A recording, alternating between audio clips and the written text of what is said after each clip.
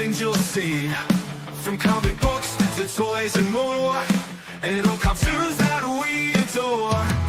Pop culture flicks and geeky stuff, we love it all and can't get enough. So settle in and enjoy the show. Please hit like and subscribe before you go.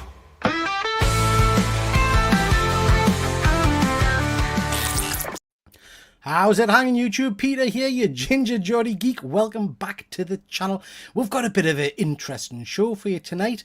I've assembled some of YouTube's finest art collectors to have a bit of a chat and a bit of a show and tell for commissioned artwork, comic book covers, original art, and all that kind of stuff. So, before we get into it, let's just say hello to the gang. We have got Efren from TripleG Comics. How are you, Efren? Hey guys, how's it going? This almost became a sports talk.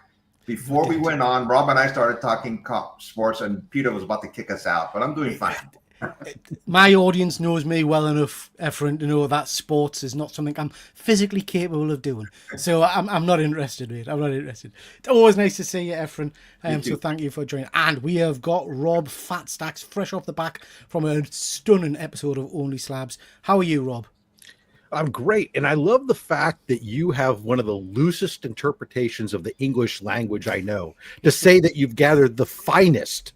That is extremely loose interpretation of the word, and I appreciate it nonetheless. Absolutely. Absolutely. Always good to see you, Rob. Looking forward to getting this. And we have got a pal of mine who came on to one of my interview shows a little while ago, Jason, the patron of Comic Arts, who's got a ridiculous collection of original artwork. How are you, Jason?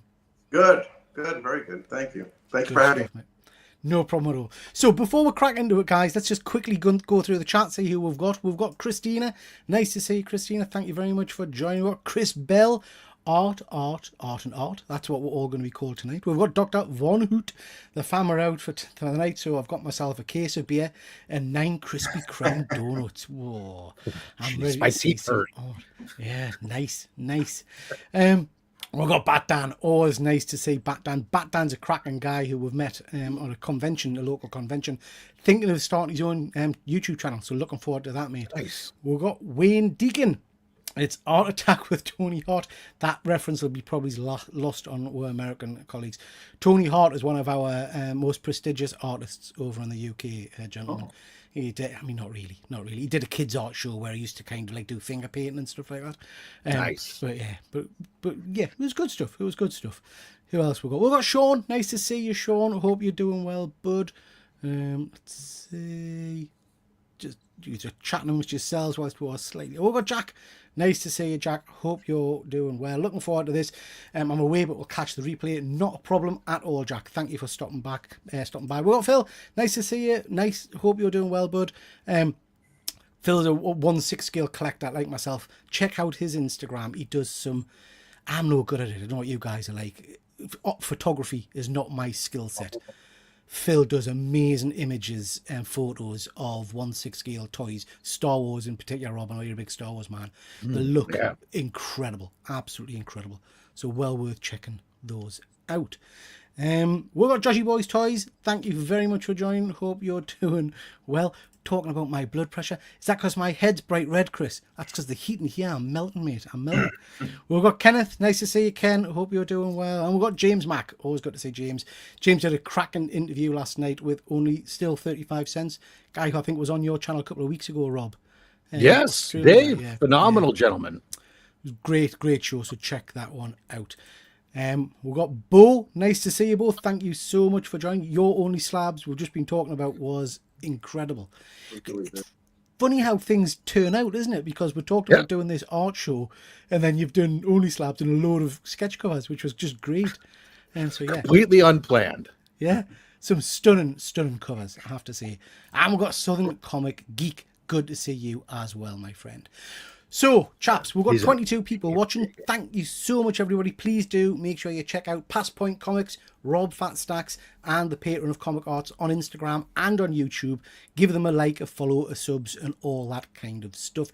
And please do consider going over to Rob's channel and checking out Comics Curing Cancer, the charity that him and some colleagues work towards. Incredible charity. So please consider supporting that. Okay, guys. let's talk about some comic art, should we? We've got a fair few books to get through tonight, so I thought what we'd do is we'd make one person large. We'll talk about their 5 books and we'll just kind of rotate around. For those in the chat, I am going to do a giveaway later on tonight as well, so there will be some free comics and things as we go. But Efren, can we start with you, mate? Let us try and find the right button to make you big. Sure. Let's see what you've got. Show a couple of books. I started getting commissions like had no idea what commissions were like over 10 years ago. I've seen a lot of people walking the con hallways with blank covers. And I go, what is that? You know, so that's what got me going with commissions. This is probably my favorite one. I had this done in 2015. It's by George Perez.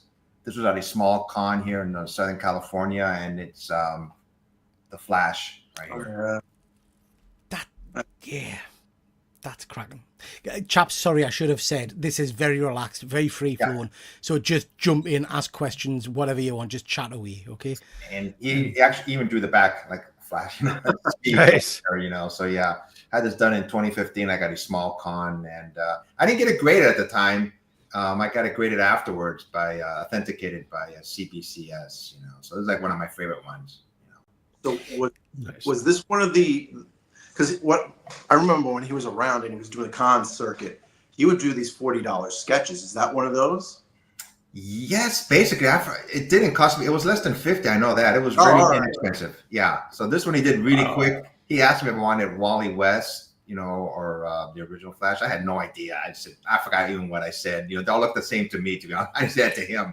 I don't think you can really tell from that one way or the other. Yeah, he asked me. I said, I don't know. You know, basically. But yeah, this is like my favorite one from George Perez back in 2015. It's really interesting there, Efren. Sorry, mate, just show us it again. I smiled when I saw it because I remember you showing me that one a little while ago. Yeah. You know, I'm a big George Perez fan. I've picked up pretty much, it's very, very similar to that. A raw copy with pretty much the same image on. So that, I don't know, I mean, you guys are more experienced than me. I don't know if that's a kind of a standard drawn he does because he's familiar with it or what. He did it really quick. This took less than 5 minutes, 10 minutes. He just drew it, and you know, he's probably so used to doing it, you know, and he had a long line, so he just did it within a matter of minutes. Yeah, I think when you get those quick sketches, they tend to be pretty simple. You know, they have a template in their head of what they kind of do, and then tweak it slightly for these quick sketches. But so let us ask you, chaps, then. First question to you. Just looking at that one again. Sorry, Efren. Just hold it up again, mate. I love it. I do love it. We get quite a few of this kind of sketch, this black and white sketch. Are you guys ever tempted to take that to a colorist and get a smidge of color put on it? I'll tell you this. That depends on the colorist. And in my opinion, it's rare when they get it right. Really? I think there's some inkers that try to be colorist and they do a horrible job. That's my opinion. And there are other people who do amazing work. One person that I think does amazing work on his own work is Ron Friends. Anytime he does a commission, it'll be pencils or black and white. But if you ever ask him to color it, he does an amazing job in his own work. So it's you take a chance by getting it colored depending on the colorist. Another one that's good is what's his name? Who does Jim Lee's artwork right now? Scott Williams. Tom Williams. That's his inker. Oh, that's right. Yeah. Sean. His name eludes me, but he's been known to do really good work on pieces. Alex Sinclair. Yes, thank you, Alex Sinclair. Okay. He's a great colorist. I would recommend if you're gonna go that. But again, some people are purists too, where they don't want to taint it because it's just raw Perez work. So if they do something with it, they usually ask to get it printed as a blue line, and then they'll paint over it, that blue. So you have two copies, a black and white and a color version. I mean, I love the artwork. I do love the artwork, but I am quite keen on a splash of color on them sometimes. Sure, you know? But I don't think on a quick sketch like this, I wouldn't, just because it's not refined, right? There's a lot more refinement and stuff to do. However, I have had a handful of, you know, very refined, clean line inked drawings where there's like minimal shading and minimal anything else to it, where I go, man, if I had a proper colorist come in on this, would just really blow it out of the water. But It's never a done risk, it. isn't it? It's a risk you take because I mean, with the Yeah, it is. prez, you don't want to muck up the prez. Do you know what I mean? What? It's yeah. Regardless of whether it was a Perez or anything else, it's just Yeah. Yeah. Terry's saying it looks more like a Barry than a Wally. Going by the ears, I guess. Sorrel, nice Maybe to the see you, ch- bud. I don't know. This is interesting, guys. Well, it is for us. We've got a store over here called B&M, and we've just discovered that they're doing these blind bags of comics, which we don't see over here in the UK in the normal stores. So Sorrel's picked one up today. You guys, I think Chris used to do videos on the Walmart kind of bag things, Rob. So they're doing a similar kind of thing over here now. So yeah, they look interesting, guys. They look interesting.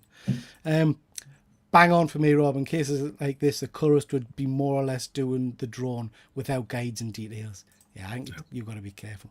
Good first one there, friend. Nice book, mate. This second one is a little bit different. This is a remark and signatures on it. This is Secret Wars number 8. It was signed and sketched by Michael Zeck and John Beatty, and signed by Stan Lee and other guys. Oh, yeah. Secret Wars 8. I've never heard of this book. Yeah, It's a new low book, key, I Rob. think. It's low Yeah. key, mate. Yeah, nothing. Oh, okay. Yeah. I should find a copy or two to give away. Yeah. It probably's in your box, Rob. I already gave one away. No, wow. Efren, just explain to the guys at home what the difference between a kind of a sketch is and a remark. I didn't know myself until, about 5+ years ago. Somebody asked me if I wanted to put a remark on a book. I go, what is that? A remark is like you can see it right here. A Spider-Man's a remark. They actually, draw it on there. It's not a sketch. I'm not sure how long it took. And then you see one here of Venom right here, a remark. So it's a smaller, usually quicker kind of drawn. And I don't know what you guys your experience is, but I've had variable results. I've had some stunning remarks, and I've had some horrendous remarks. I was commenting earlier on my show. We were saying that the evolution of the remark has been remarkable in the last couple of years, because I would say probably like 3-4 years ago, everything you got was pretty much, it was a Sharpie, a quick doodle Sharpie thing. And even then, yes, you had varying quality. But now I'm seeing more and more of these where they're introducing 2 or 3 colors and doing really elaborate, very small detail work. They're still very quick compared to doing a full-blown commission cover. But they're really, it's like almost some of these artists are like deciding that this is what I'm going to do, and I'm going to one up everybody. And it's been crazy how good some of these remarks are getting. Yeah. And Very it nice. varies because depending on the artist. So, for example, I know Humberto Ramos will do a quick remark. I think it's $100 of Spider-Man in full color.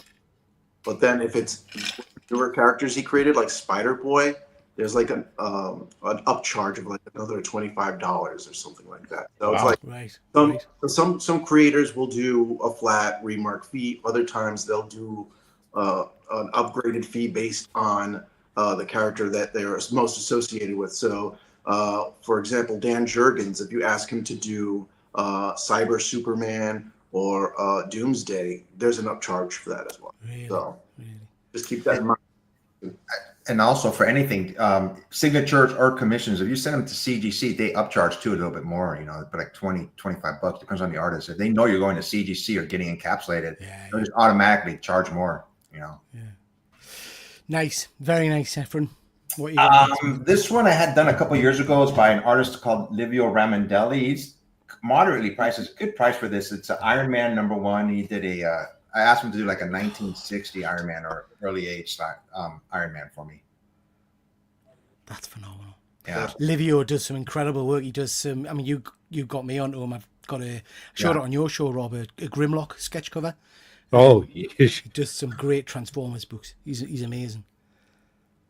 I love the color work on that as well.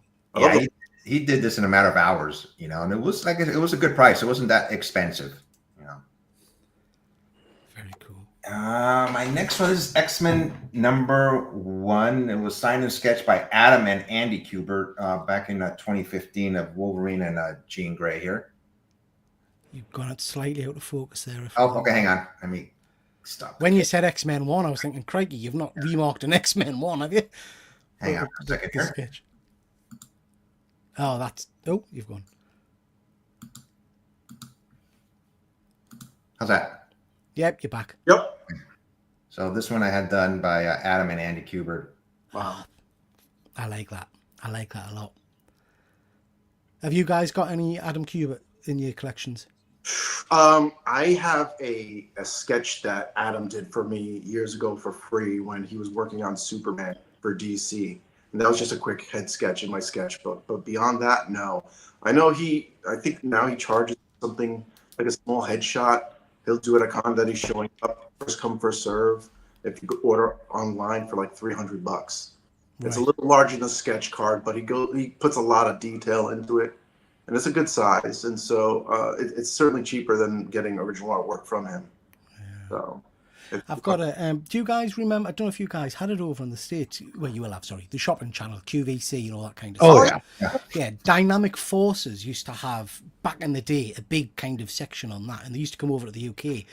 And my then fiance got me a Memories of Onslaught lithograph from them, and it had a Kubert sketch on the bottom of the Hulk, and it's lovely. It's really nice. I don't think she paid a great deal for it, but I mean that was probably 25 years ago. You know, I dare say it's worth a little bit more now. But yeah, lovely books to have. Everyone, I loved these images and Wolverine they made. My last one. One of the things I like about when you get a commission, you can basically, ask the artist if they can draw something that you want specifically done. It's not in a regular comic book. And this idea just popped in my head. This is X-23, but I asked the artist, his name was Jose Verase, to draw her like as a cyborg. oh, All yeah. right. Let me put it over here. You can see it without the glare. Interesting. He's a good Yeah. artist. From the Philippines, too, right? He's from where? I think he's from the Philippines. Oh, is he? I didn't ask him. But yeah, he was a very nice guy. And I said, hey, can you do something different? He said, sure. I think they like it when you challenge them a little bit, what to do for you, out of the norm, so to speak. Do you guys then ever kind of... I mean, I don't know if I'm fooling myself, but I had in my head sometimes that if you say to an artist, draws your favourite character or draws something that you enjoy drawing, you sometimes get perhaps a sketch that's a bit more love gone into it, a bit more time gone into it. Do you ever do that, or do you always go in with a specific... Almost all of mine. I usually go in with like a list of several characters. Yeah. And because I have various different things I'm trying to get commissioned at any given time, and I'll give them, say, hey, I'd like to get, this is what I'm trying to do. Here's a list of characters. Pick whichever one you want to do most. And then I generally give very minimal instructions, like, oh, I want it dynamic instead of a portrait, or just a portrait or whatever else, and kind of really let them go on their own, what they want to do. Yeah. Give them a budget and say, hey, this is kind of what I'm going to do. And yeah, that's what I tend to do. I've not done that just because. Me neither.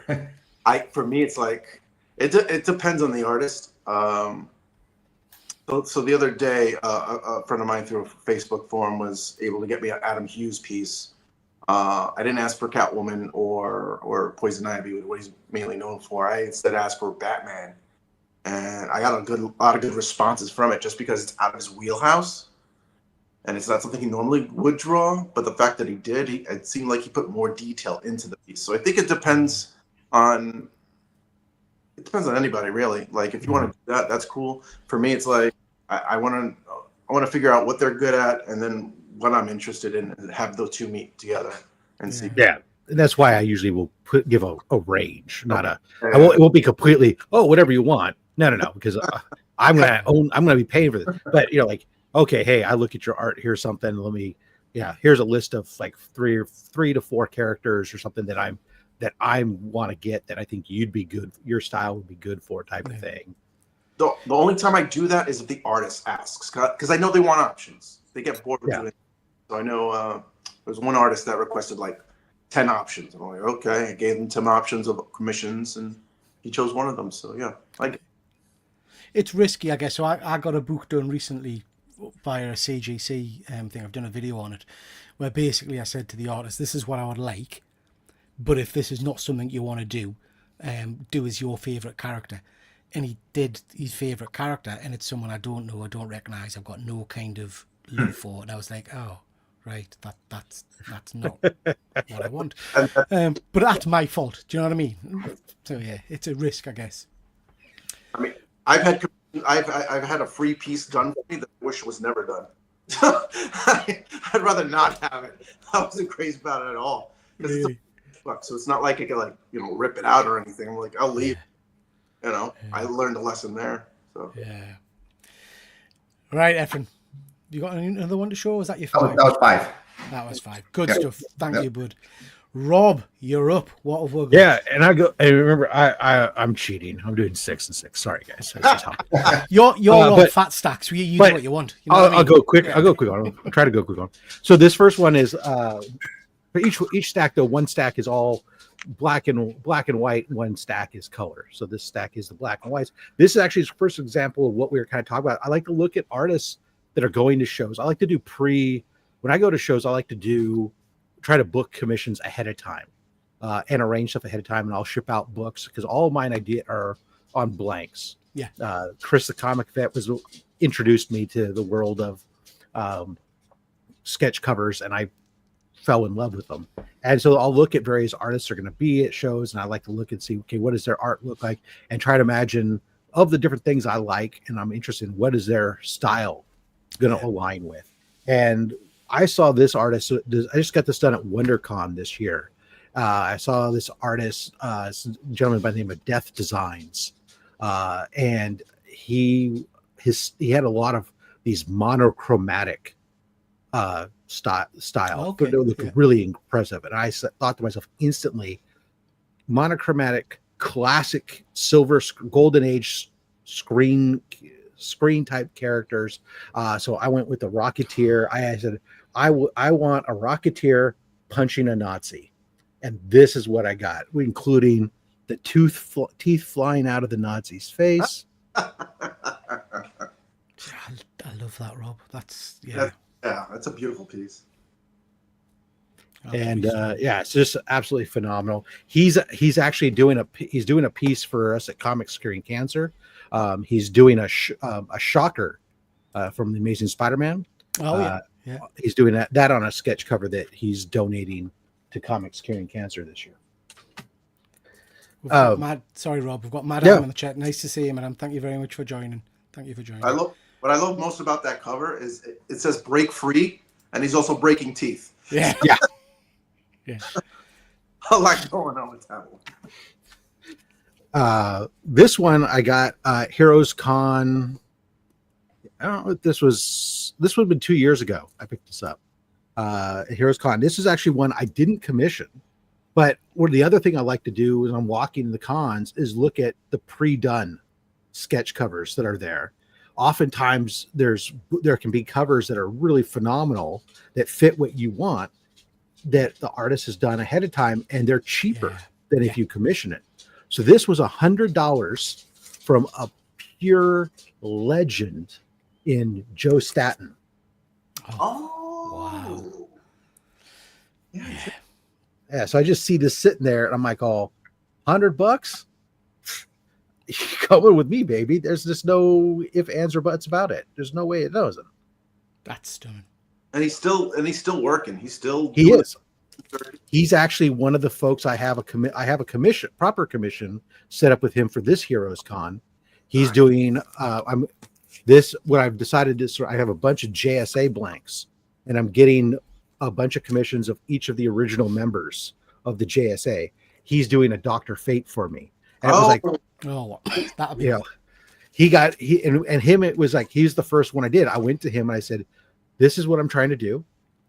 You tell me which of the original members would you like to do?" And he goes, "Can I do Dr. Fate?" And I'm all, "Yes, yes, you can." Yeah. Rob, just explain the art label to her, please, mate. Oh yeah. So this book. Obviously, I get a lot of books where I'm not waiting to have them commissioned in front of a witness or anything else. I just get the sketch cover, like I did this one here that's in this comic capsule. Yeah. And this eventually I will send it off to CBCS to have it encapsulated and have it done. But one of the things that they do is they offer, and instead of grading, they offer the art label. And the art label is they're not going to grade it. They're just going to do the signature verification and encapsulate it. And I like to do that because sometimes sometimes you'll get these artists they'll put it on their art boards, and you'll get dirt transfers, or there's smudges from even maybe not from the artist, maybe just from your getting the book, or they might have a little damage in the corner or whatever. And at the end of the day, grading comic books, which obviously I do a lot, is to set what sets this book apart from the next one, right? The grade sets and determines the value. Well, what does it with a commission? It's the freaking art. It has nothing to do with the grade. The grade shouldn't matter. But if somebody pulls out an art book and all of a sudden it's got a 7.5 commission on it or something, it distracts you mentally, even if it shouldn't. So I really enjoy doing just the art label. Let's get that off the table, out of the discussion. Just verify the signature and let's go. They're obviously not verifying art because you can't verify art, but they're verifying just the signature. Does CGC do it? Pardon? I was asking, do you know if CGC does art too? So CGC will not do it on a sketch cover like this. Okay. They will do, like, if it's witnessed.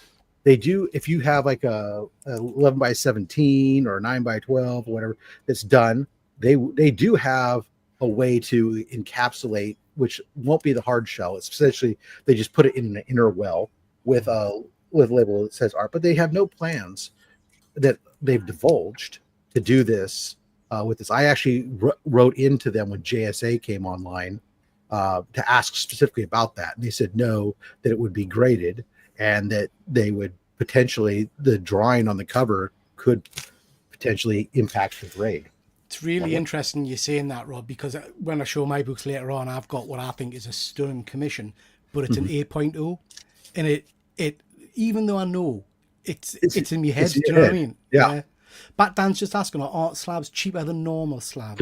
They are, because you're not paying for the grading. So you're only paying you pay for encapsulation and you pay for the signature verification, but you don't have a grader's fee that goes along with that. So it doesn't account for much. It's only a few bucks, but it's still a little bit cheaper. Thank you so much, Papa. I don't have fancy video clips to show like Rob does on his channel.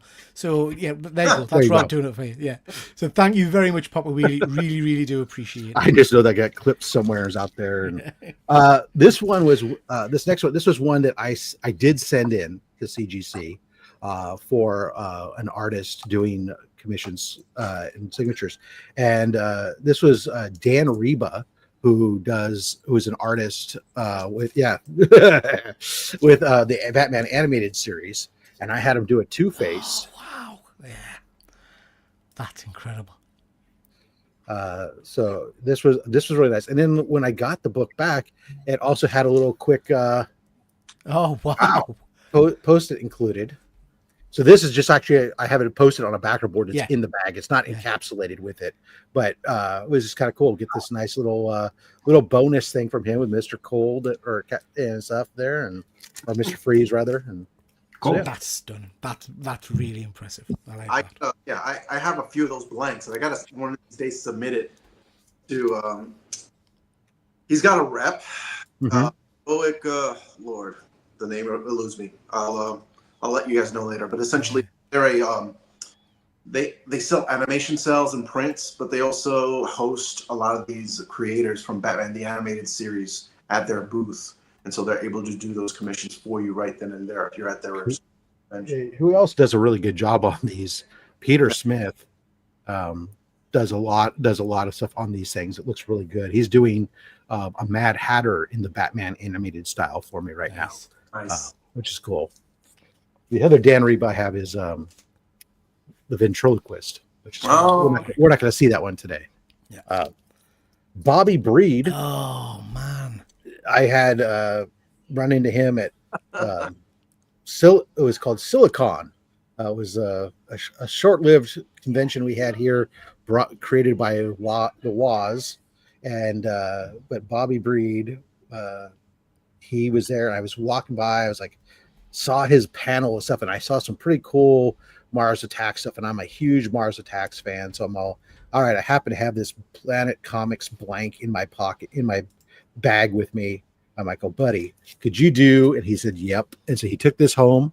And that's the other trick I do a lot of times with these guys is, especially at a con, is I'll give them the book and stuff, and I take my books all pre-labeled with address labels on the back with my phone number, my email address, and my address, and I'll tell them, hey, no worries, no rush. I don't need it today necessarily. If you want to take it home and work on it at home, I'll be happy to pay for shipping. And then you get that extra quality and depth to it than you'll get with a quick con convention. Again, that's a really interesting point, Rob, because I get a lot of mine from Thought Bubble Convention, which is the one that me and Efren went to last year, actually. And the first few years I went, I was obsessive about getting my sketch booked on the Saturday morning so I could pick it up on the Sunday. And the artists are rammed. Yeah. But then the last couple, I've just given them the books and said, just mail it back to us. And I'm pretty confident in saying that you get better quality sketch quite often when they're mailed back, because yes, you have to wait longer, but I feel like they've taken more time, That's why I'll reach out if I can. I reach out ahead of time. A lot of artists take pre-con commissions. I sent a lot of books out to folks that are doing stuff that are bringing them to Heroes Con. But like even like the Peter Smith I talked about that I booked that one, that Mad Hatter pre-WonderCon, but things kept coming up and he bumped it on his thing and didn't get it done at WonderCon. He said, oh, I can get it done on Sunday morning. I was getting ready to leave. He's like, oh, I can get it done by the end of the day. I'm like, oh, dude, no, I don't want you rushing at the end of the day. Yeah. Take it home, do it. I'll pay for shipping. I'm cool. Yeah. So anyways, there's Mars Attacks. I will add that I think it's important for people viewing this to know that you pay these gentlemen or these people, these creatives to do artwork, and they have lives, they're busy too. So it's important to be patient with them. Yeah. I know you want your art, but they have lives. You don't know what's going on behind closed doors. So yeah, and you have to understand the hierarchy of commissioned work. The work that they're doing for a publisher or whatever that have timelines, that's their regular true bread and butter, that's top priority. Yeah. Then comes, other commissions and other stuff that they're doing and, stuff like that. So I'm totally cool. Like I did have one artist that was supposed to be doing 2 commissions for me for Heroes Con this year. And she reached out to say that she wasn't going to be able to get them both done in time because she got backed up with other stuff. And I told her, no worries, here, we'll do the one, we'll do the other one down the road. I'll pay for shipping, everything else. And because they're doing stuff for one of the trading card companies right now, they're all hot to get OA sketch cards. And so they're bogged to that stuff. And I know where I fit in. I'm cool. No, don't worry about it. And then again, that's how you get better stuff. Yeah. But also, it's one of those situations where they communicated with you that it was going to be done. And some artists do that. They're more artists than they are administrators. And so that's why some artists have reps and others that don't, that keep kicking the can down the lane. They burn bridges by not doing the things on time or in a fashion. And so, I'll usually ask them specifically. I'll just say, you tell me, I said, I'm totally flexible time. You tell me when I should check in with you and I'll leave you alone until that. If I haven't heard from you by then I'll just check in, but. Midland Canary, just saying, Thought Bubble you mentioned a few times there. A load of us go to Thought Bubble every year, so we all meet up in Wetherspoons on a Saturday night. So come and say hello, and we'll share a drink. Sorry, Rob. What else? No. I like to do a mix of established artists and finding artists that are up and coming. And I will say that this artist, I've seen his, just based on the pricing that he's charging now for commissions, he has risen dramatically in the past year and a half, 2 years since I got this first one done. And this is a gentleman, Todd Beats. And I had him do a Rhino cover for me, obviously. And it is just awesome. I told him I wanted a dynamic cover, and I sure as hell got a dynamic cover. That's stunning. Now I want to see a fight between Hulk and Rhino. Yeah. So what's great is I have another one piece from him. It's a Talon from the Court of Owls. Yeah. And he did a piece for us I'm not going to spoil what, but I will say he did a piece for us in the 2025 Comics Curing Cancer art book. Oh, Right. I like that you said dynamic to the artist. I got to remember that next time I get one done. Hey, I want something done. I don't want a portrait, the posed portrait. Yeah. I'd like something dynamic. That's them great. Running, them moving, some kind of motion. Yeah, some kind of I motion. think with Carl Allstatter, I said, could have this character? He was doing a Bluebird for me from New 52. I said, can you have like her jumping down from like the roof? That's cool. Type like of that thing. idea. Yeah. Different types of stuff. People The are last digging one the that I art, have in my everybody. the last of the black and whites I had is because I said I cheated. This one was a recent one. This is from Marco Santucci. I sent this blank off to Italy to have him do it. It is a wraparound. I sent him an ASM 129 blank, and I said I'd like to do the Punisher.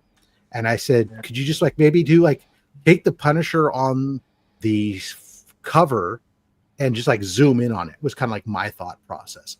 He went a completely different direction for the better. So we got his book here. Yes. So we start this, and this is the only bad thing about this book is with the wraparound. But Oof. Yeah. so, yeah, this was just phenomenal. I see that he's actually coming to the States pretty soon. I saw he was on somebody's con list. A book like this is about a $300 commission. Is what this runs from him. Incredible. Do wraparounds cost more? I never thought about asking them. I didn't even ask for the wraparound. Okay, that's awesome. This was his style. Yeah. He does it quite a bit. So that's what I got for $300. I was super happy with that, obviously. Love it. course. Absolutely love it. Very cool. Petition against Rob showing off books. All right, so that's my black and white stack. Very impressive. Very impressive. Right then, Jason, what have we got made? So the first piece I was at East Coast Comic Con. It was a show that was happening a few years prior to COVID in New Jersey, not too far from New York City. And one of the co-creators of this character showed up, and my goal was to basically try to get the co-creators to draw the characters they're known for. And so this is Black Mask by Tom Mandrake. Oh wow. Very nice. He was doing busts, and I think he wasn't sure if he was gonna.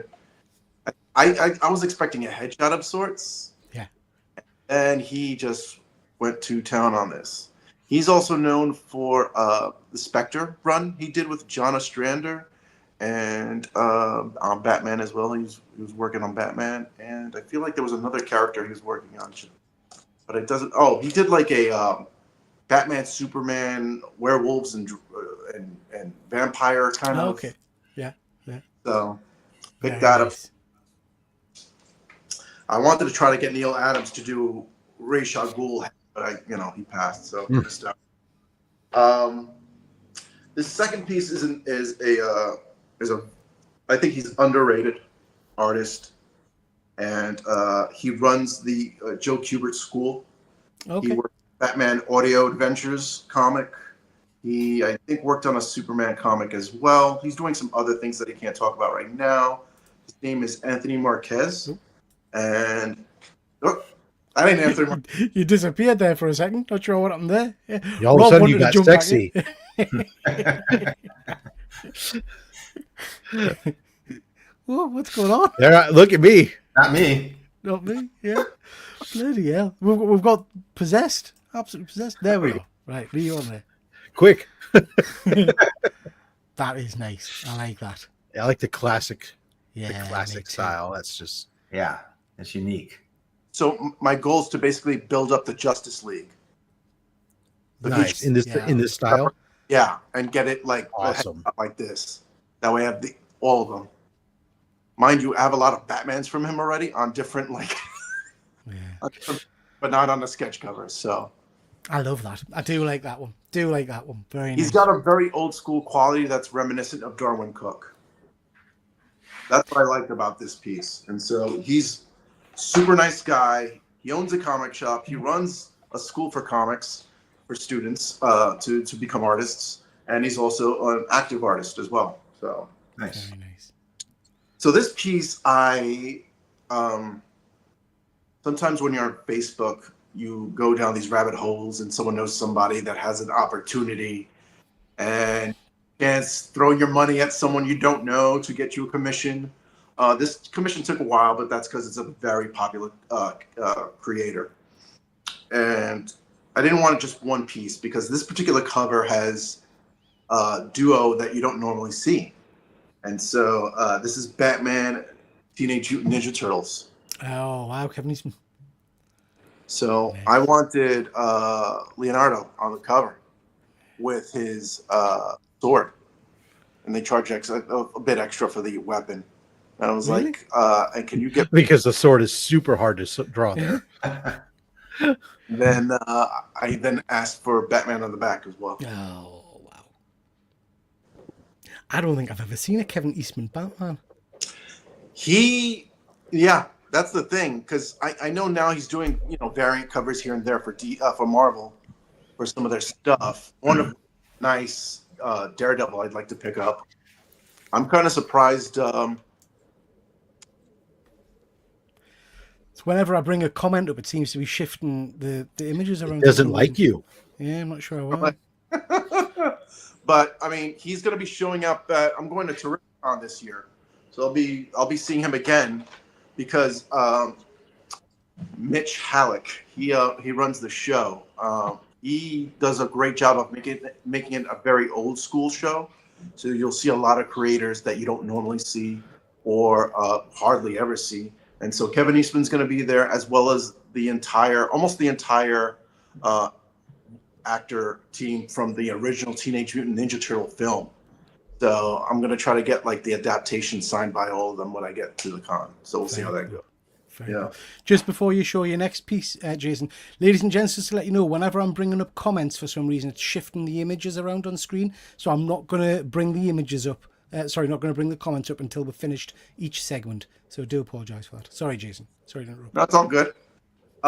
This next piece, had I known this artist was going to be higher in price, I would have gotten a lot more done sooner. And so at the time, I thought the price I paid was a little too high, but I didn't know any better. In general, folks, if you're going to get commissions, know that the prices do go up over time. So if you think it's high now, it'll be higher later. So you can make that investment, or if you've got the free cash, do it. So in this case, I wanted a headshot because at the time, that's all I could afford. And this was from a creator who had been in Marvel for many, many years, and that's Sal Buscema. Wow. Nice. Nice. Very nice. And I think the full figure was like $250 at the time, and I said no to that. Yeah. Idiot. Idiot. Yeah, it'll be a little bit more than that now, I would imagine. Yeah. Well, I mean, I think for a headshot, sometimes his rep Catskill Comics will drop something, but that's when he feels like doing it. He's officially retired from the con circuit and signing, and commissions for that matter. But sometimes he'll have art, and he'll be like, "Here, sell it," and they're like $300 or $400 for the headshot alone. Stunning. So, Absolutely stunning. So this final one, what is his name? I'm bad with names lately. Sorry about that. The gentleman, Nick Barucci. There you go. He's got Fridays on YouTube where he's selling comic book artwork of all types. He did a preview. I saw the preview. I was like, all right, let me go get on to the video. But I got there too late, and they sold this piece I was looking for. I was upset. So I was like, all right, let me just take a breather. So I reached out to him. I said, do you have any more of these? And he said he did. And he sent me JPEGs via email. And of all the ones I saw, this is one that stood out to me the most. So I remember you.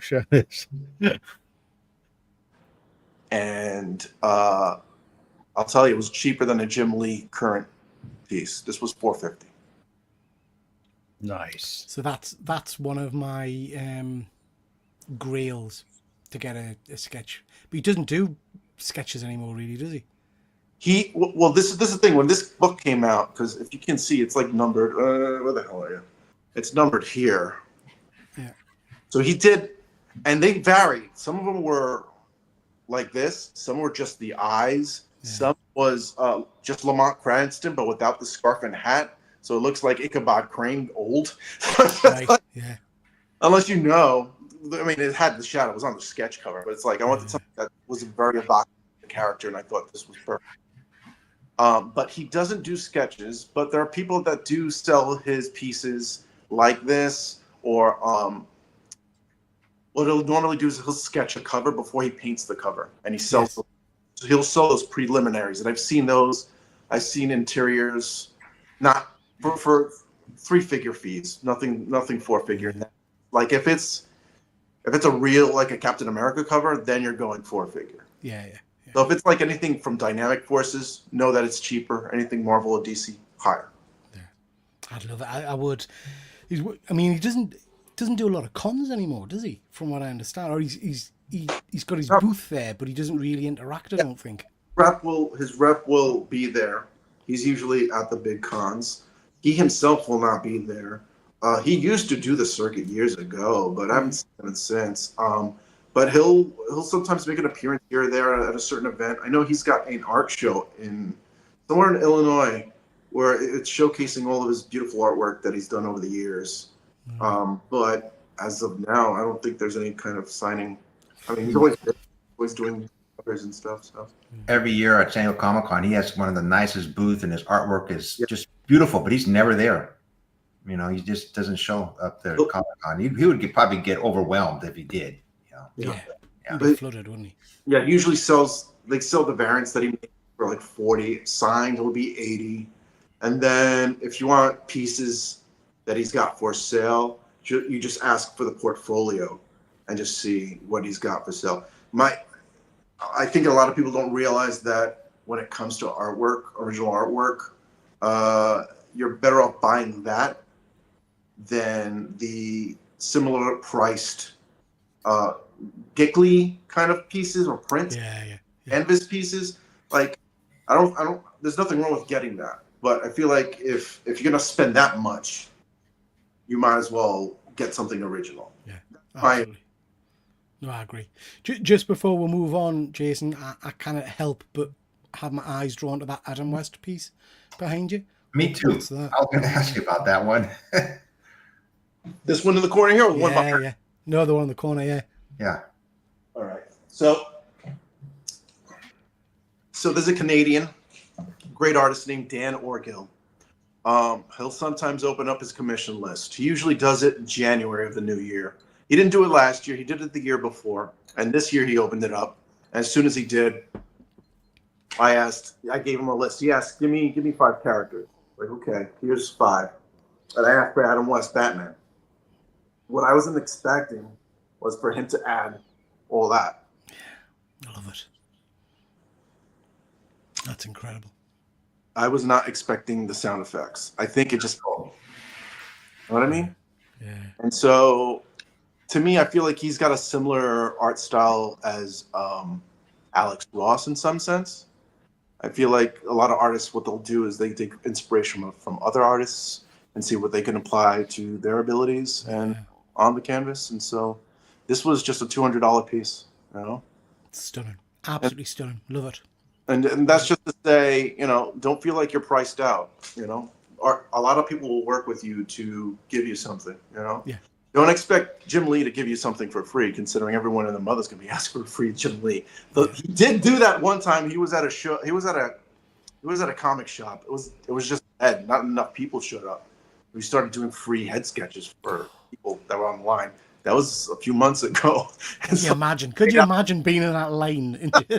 I wish. Yeah. Incredible. Thank you very much, Jason. Okie dokie. Right, guys, over to me. This one is a one I picked up a little while ago. I can't remember if I've showed it off before, but it really speaks to what Rob was talking about before, about the grade detracting from the artwork. By an artist called Aaron Bartlett, who became famous when he did that Last Ronin cover a while ago. I've got a few pieces from him. I've got a great Ghost Rider, which I showed on Only Slabs the first time I was on. I got a Thor from him, which, to be fair, didn't blow us away. But then I got this one. This is Doctor Strange. Again, 8.0. So to your point, Rob, it just, you automatically kind of become a bit fixated on that, you know. But I love the color work, all hand painted. I just love it. And who's the person again? I keep forgetting his name. Aaron Bartlett. Really nice work. Yeah, he did that. You might have seen that last Ronin book, issue number 1, with the kind of the surviving turtle surrounded by the ghost turtles. It went nuclear, and he became very popular. He's working for DC now. He's done some Batman work. Oh, But yeah, he's a lovely man, lovely guy. He's a veteran, but you know, great chap to chat with. Very friendly on Facebook and things as well. So yeah, so that's a Doctor Strange. Just really like the color work on it as well. It's probably an 8.0 because of something like bleed through the cover, or something, and Crack it open. Crack it open. We submit Crack it open and have a look. Yeah. No, we submitted to CBCS art. Yeah. Getting art. Actually, that's a good point. Getting art label on it, mate. There's a guy who's working with a UK seller called Redsters at the moment, called Alessandro Micheli. Don't know if you know him, Italian artist. Oh yeah. He's done some great work. I've picked up a lot of sketch covers from him. He does colour headshots for 95 English pound. So I've got a Mum Raw off him, I've got a Daredevil and a few others. This one came through the other day. This is a Beta Ray Bill. Again, I think the colour work is great. He does do, you know, he'll do full commissions and things like that, but actually I think his headshots fill the cover, you know, and look really, really strong. So yeah, I like that one. I like that a lot. Nice colour work on it. Nice colour work. This one I love. Got this one from Thought Bubble a little while ago. A guy who I'd never heard of before. I got 2 covers from him. I got a turtle one and this one. Called Dave Watcher. Don't know if you've heard of him. He does a book at the moment called Uncanny Valley. Is it Wehter last name? Yes. Yeah. Yeah. Good artist. Yeah. Very Lovely guy. So he was just, Thought Bubble's an interesting convention. It's quite, at times it can be quite quiet for the artists. So he did this sketch in about 2-3 hours for us, two sketch covers. I have a bit of a fetish, shall we say, a desire. I like the colour covers. So do you know when you get like a red colour, I quite like that. Mm-hmm. Spotted this one. He had a blank cover on his shelf. I had no intention of getting a sketch from him. I spotted the cover. I thought, I'll go for it. So I went for a Green Goblin on a Shadow of the Green Goblin green cover.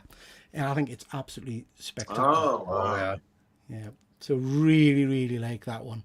I always worry about like getting these dark color covers and handing them to the artist and like asking them to have to like work against the color of the cover. Yeah. But that's great. I think it worked. It set us off, Rob, on a bit of a path of looking for other Spider-Man color covers that work with characters. So if I get another one of these, I might get a Scorpion on it. If I get a red one, because I know there's a red cover, I'll get a Carnage or something. That's kind of tough. It's kind of tough with the Green Goblin, but yeah, no, I have, because I have obviously have black Venom covers and stuff, and I've had that done, but I've had a Green Joker one actually that was done. I should say I bought it already done from Ken Hazer, but like right now I got a couple of the Batman Adventure ones that are sitting in my thing that were done recently that are the blue, and I'm just like, oh yeah. I like the white work he used on this as well. I got there was a Turtles issue number 1 purple cover, so I got my favorite turtle Donatello on that one as well. And it's really nice, really, really nice. So yeah, love his work. I'm hoping he's coming back to Thought Bubble because I will be getting more from him. This guy is someone I'd never heard of before, and I have to say, this is another one from Thought Bubble. I spotted this one. I've written down his name because I couldn't remember him. Hang on. Roger Landridge. Do you guys know him? He's done a lot of work on Judge Dredd, and he draws the Muppets book for Boom Studios. He sounds familiar, yeah. So he's sat there, you know, very few people coming to his table. He's got all these Muppet images, and he was charging £35 for a sketch cover. So that's what, $40 or something like that. And he'd do anything you want. So, so I spotted him, asked him to do something for me. I then went round and told all my pals, so Von Hoot and all that lot. Everybody flooded his table because his work was just so unique and so good. So I asked him for a Muppet version of Thor, my favourite character, and he said, "What Muppet do you want?" I said, "Do whatever you want. Go wild." So he gave us a Thor Kermit Throg. Nice. Yeah. Kermit the Frog. Yeah. So I absolutely love that. He's going to be back next year. I'm definitely getting 35 quid. It's nothing, you know. Von Hoot got a. I think he got himself as a Muppet, and it's spectacular. So yeah, just love this guy's work. The only thing that would make this better is if it had like a little black thing coming down underneath his wrists, like going down off the page or something like. Yeah, holding him up. Yeah. So I'm thinking I'm going to get the rest of the Avengers as Muppets. Nice. Yeah, so that's what I think I'm going. My pal Charlie got Miss Piggy as Harley Quinn, and it was just amazing. Oh. Absolutely amazing. So yeah, this guy's work. Check him out on Instagram. Like I say, £35. I actually paid him more because I said I can't give you 35 quid. I said that's ridiculous for the quality of the work. So you're thinking what, Iron Gonzo? Yeah, that'll be good. Get that. Yeah, I like that. I like that, Rob. Actually, so this is another one from Thought Bubble Convention, and this is an artist called, and I'll murder her name, Sylvia Califano. She's an Italian artist who does Elvira. She was doing a book for a pal of mine, James Keegan, and it looked spectacular. So I asked her if she would do a book for me. She said she probably wouldn't get it finished. So I said, that's fine, no worries, just take my address and all that kind of stuff. Gave her a Mark Spears Monsters, issue number 1. And she said, do you want Elvira on it? But she said it with a bit of a sigh. And I think because Elvira's her character, she wanted to do something different. So I said, look, just knock yourself out. Anything horror related, anything like that. She messaged us about a month later and said, I'm really sorry. I've taken far too long with this book, so I'm going to do a wraparound for you instead. And I was like, fine. Okay. And this is what she sent us. So I haven't had it graded yet. Oh. But, yeah. Wow. So you can see the head. She's got the drink in. Boy. Blood all over. She sent us a whole host of images of this stage by stage. So I did a little short and video on it. Just watching the process was incredible, you know. That's so detailed. Yeah, I love it. I absolutely love it. I'll get more from her, but I'll be saying I want to pay for this. Do you know what I mean? Get your art label in there on that one, buddy. Absolutely, yeah. Absolutely. It's just beautiful. I love it. That's awesome. That's Okie dokie, chaps. So that's our first 5 books each. Let us just. This stuff is unbelievable, Mr. Brian Klotz. Stuff. The chat's coming over from my channel, so I'm just making stuff. Yeah. This stuff is unbelievable, cool. Yeah, no doubt. That is an incredible cover. Yeah. Nice to see you, K-pop. Thank you for joining. Sorry we haven't been keeping up with the chat, guys, but we've got loads of comments. Thank you so much. Beaker as Doctor Strange. Yes, that would be pretty cool. Well, who's gonna be your Hulk? Is it gonna be Fozzie or is it gonna have to be? Oh wait, no. What's the big Jack Muppet in Muppet in the original Muppet movies? Jack, not named Jack Job. Yes, yeah, you could have so much fun with it, couldn't you? Makes Sam the Eagle have to be Falcon. Yeah. Brian, nice to see you, Brian. Okay, guys, right, just before we move on to our next kind of 5, just to say we will be drawing some free comics at the end of the show. #art, stick that in the chat, #art, and we'll draw from some, my giveaway boxes, not as good as Rob's, but we'll give you some comics at the end of the night. So #art in the chat.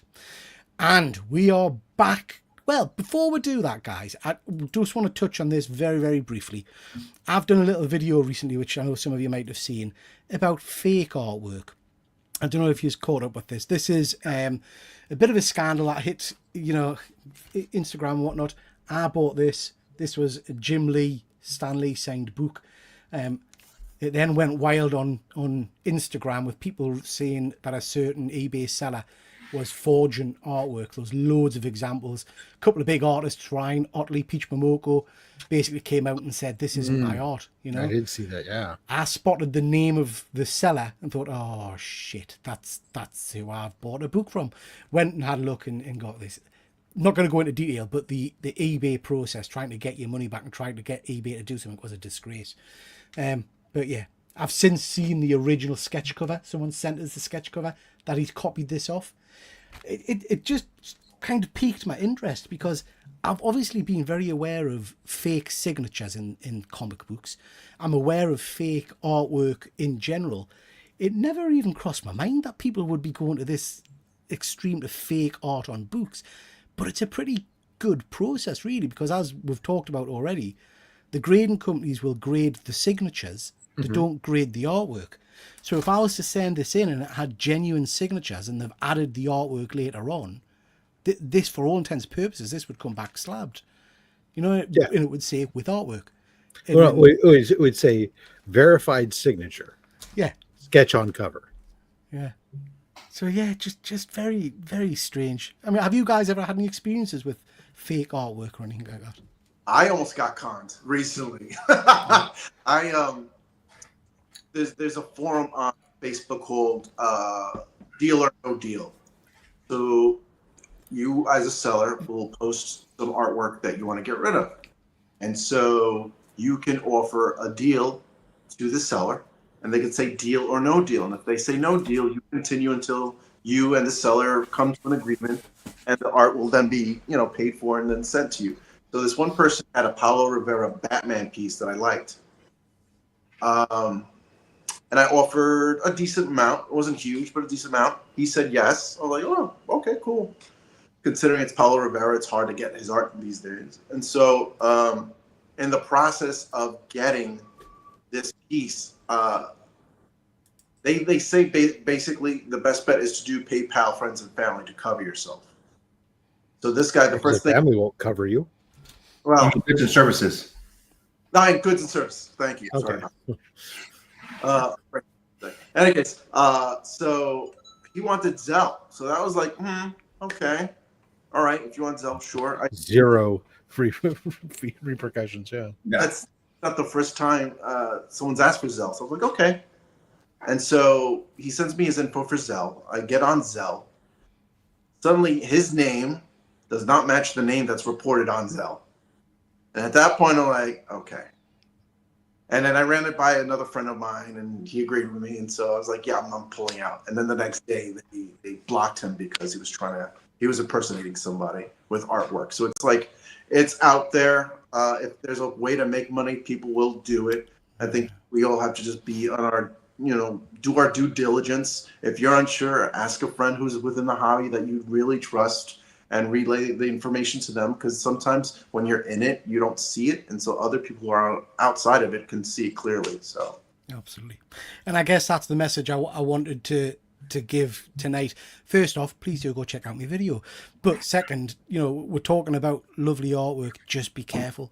I mean, the thing that I've learned over the last few weeks, I've been stung with a few fake signatures and items, is if a deal seems too good to be true, there's a reason for that. Do you know what I mean? All of the things I've been stung with, in hindsight, were cheap for what I was buying, and I should have known better. Do you know what I mean? So just be cautious out there. It's always great to want to be the guy who gets that find that nobody else had, but yeah, you got to be. I mean, be careful. One of the things I'll add is sometimes a deal is good and is true. I mean, and I'll say that because on Heritage, I recently bought a John Byrne page that I thought was going to go for high three figures, maybe four. Went for $500 and I won it. Wow. Meanwhile, you see these art dealers selling it for 3 times that amount. So, I mean, but that's from a reputable business that's doing it on a daily basis. So just keep that in mind. Okay, chaps, let's get back to some more positive stuff. Let's talk about some books. So, Efren, we'll start with you again. Show us all your fakes. Okay, yeah. This is actually, I didn't realize when I was grabbing them, like the last 3 are from the same artist. It was Livio Ramondelli. He did a bunch of them for me. This is Star Wars as a Dr. Aphra, but I asked him to put the killer droids on there for me. Oh, yeah. So he did this one. Oh, wow. Yeah, friend, that is amazing. Mate. There you go. Is that? Did you say Livio Ramondelli? Yeah, Livio did these. Yeah, he does What robotic covers, really well. He has a good flair for them. Yeah. What's really great about this, I love about this here, is that the style that they did there with it is reminiscent of some of the old original prototype artwork for the classic Star Wars, the original Star Wars. When you go back and you see the concept art for R2D2 and C3PO. Yeah. It's got a little bit of the way the fingers are and some of the shape there. So it's just a little bit of reminiscent throwback of that prototype artwork and stuff, which is great. He does incredible work. It's worth checking out as well. Me and Efren interviewed Livio. He wrote and drew his own book called Kill Lock. Kill Lock. Yeah. Really good book. Because Rob, I know you like sci-fi stuff. It's really interesting about robots, and it's worth checking out. Stunning, Efren. I like that one, mate. My next one was done at San Diego Comic-Con back in 2018 by Adi Granov. Jesus Christ. Big hitters you're pulling out here. I got in touch with them through an email. We were, so that's how I got through to him to get it done. I didn't ask him right then and there, but I asked him to do the Wasp, but like from the 1960s. So it's basically a headshot. Oh, wow, Efren. I don't see much Adi Granov. Yeah. And he was happy that he had done this because I asked him to do something different. I asked about the Wasp, and he goes, yeah, I've never done a Wasp, commission before. So I think they put a little bit more work on it when they get into it themselves. I would assume. That's beautiful. Do you remember how much you paid for that piece? Gosh, it was over 400. Okay. That I remember. It's back in 2018, but it wasn't, it was between probably 400 and 500, somewhere around there, if I recall. That include the grading, Efren? No, that not include the grading. Very and nice. My next one is by Livio again. I didn't realize I grabbed a whole bunch of Livios here. I think the last three are from Livio. And this is a Thor one, Peter. I think you're going to like this one. I think I showed this one before to you, the Destroyer. Oh, yeah. That's amazing. I love that one. He's just a really nice guy to talk to, just very down to earth, and his pricing is not that bad. Between the $200 $300 range for his commissions, So Livio, I mean, you're right. He's an absolute gem, and I know you're into your Transformers at the moment, Rob. Livio did me 2 sketch covers, but I also sent him out the Transformers the movie Steelbox because he did the cover artwork for it. So he signed it for us and things like that. But if you can get the Steelbox, it's all his work, and it's absolutely amazing. It's phenomenal. Well, I have a Livio sketch, and it is literally not today because it's literally the worst Livio Ramondelli sketch ever because I asked him to include a human with the robot. Yeah, doesn't do humans, and the human does not look good at all. Yeah. Next one is the New Mutants. I asked him to do a Sentinel for me. Oh, I love that one. I like this boxed look, framing it. That's really nice. Yeah, that's. I like this one. And makes it look like he's coming up out of the book. That's very cool. And my last one, it's again by Livio. I didn't realize I grabbed them all. I didn't see them. I just grabbed a whole bunch of them there. But this one he did of the Star Wars Bounty Hunters. Oh, wow. Nice. What's that? I don't recall that character's name. IG-88. IG-88, yeah. Assuming it's the original one versus the one from The Mandalorian, which would be IG-11. Yeah. So he just really does these well, so yeah. What I love is the fact that you can build a theme around that title if you want to get those old bounty hunter characters or JSA or JLA. So the poor bastard that you asked to draw a Dengar though. And that's the last one, Peter. Sorry, that was your last one. That's the last one. That's 5. Yeah. I can do more like Rob does. I can grab more, Hey, we'll do another show. Rob, what we're going? I cheat, but that's okay. It's all right. Because all right. You're because this first one is the non-slabbed one. This is one of the flippin' most amazing pieces I've ever received. Unsolicited community commission. All right, so is it really a commission if I didn't solicit it? I guess not. A piece of art, sketch cover from all the way from across the pond. The incredible Magic Badger had done this. Wow. Ultra Magnus. Yeah, Ultra Magnus for me, knowing my love of Transformers, and just absolutely incredible. I love this piece so much. So anytime I get a chance to show off for DVH his daughter, I am happy to, because Magic Badger killed it with this book. I didn't even realize when he sent it to me that this was Badger's work until I'm reading the card and stuff, and I was like, oh my god, that's a freaking Badger did that. Holy cow, it's so good. Thank you so much. DVH now can clip this piece and send it to Badger, or when Badger gets home, let her see it, because Fantastic. I absolutely adore it. So this is why I was allowed to cheat. Absolutely. We'll allow it. I'm off. Stunning piece. Stunning piece.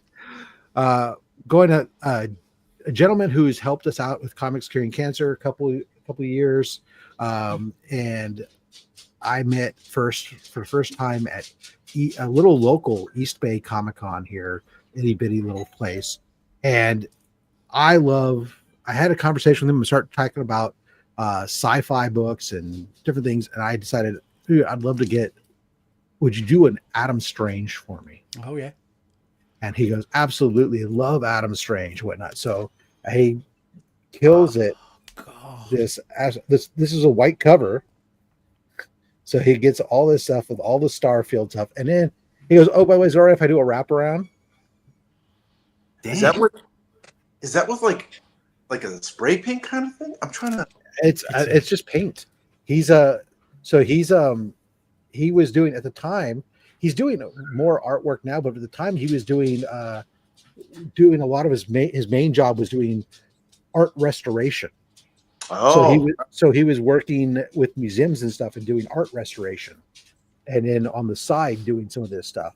And so he's done some pieces with us for Comics Curing Cancer, including last year's art book, and I believe he did a piece for this year's art book too. Spoiler, but yeah, this is. Absolutely love this piece. This is just insane. Absolutely insane. It's beautiful, isn't it?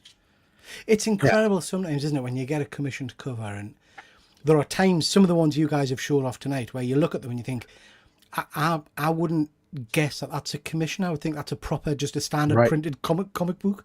You know, it's that detailed and that perfect. And these are like, he took some extra time, but like recently when I'm talking to him and stuff, and it's like he's he's recently had his entire Instagram hacked and some other stuff. So now he's got getting a hold of him is super difficult. I was very fortunate that for this year's art book, actually, that's right. Because this year's art book, we hadn't gotten we were coming up on our deadline and we hadn't received his thing yet. And I fortunately had his email and was able to reach out to him, and he goes, oh yeah, my IG got hacked and I lost control of it. And then his dad died. And it was just some of these guys, they really have the artist's tragedy story, unfortunately. Yeah. But it's just, oops, I just put that back. But what you're saying is absolutely true, because that happened with this book. This is another gentleman who's done pieces for us for Comics Curing Cancer. I love to support some of the stuff that I get. Is I find them first for commissions for myself, and then we talk to them about doing work for Comics Curing Cancer.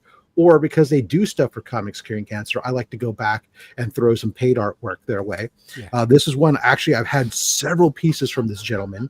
He's now doing a lot of stuff with Dynamic Forces, actually. His name gentleman is Dan Needlinger, and he'll be at Heroes Con.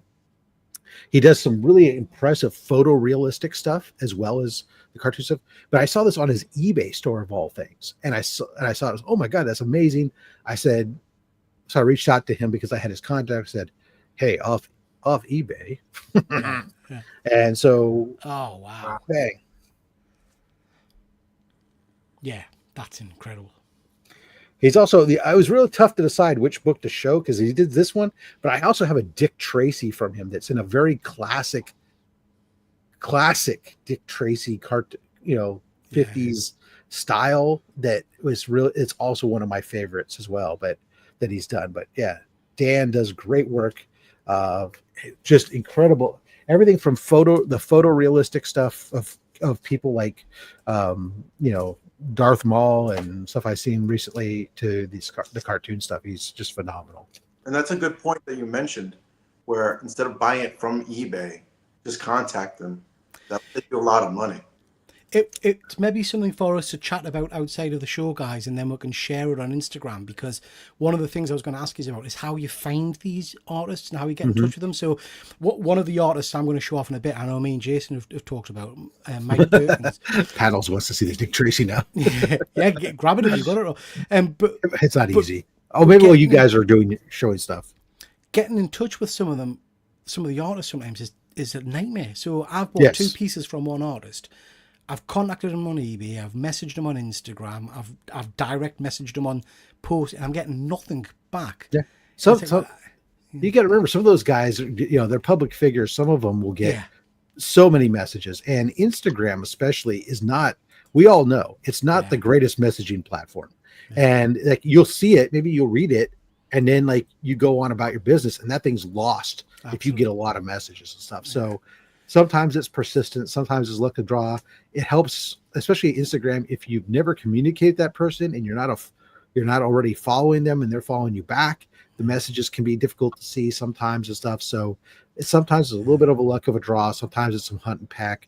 Sometimes it's like, Instagram is often my first, but sometimes it's also looking. Okay, do they have their own website?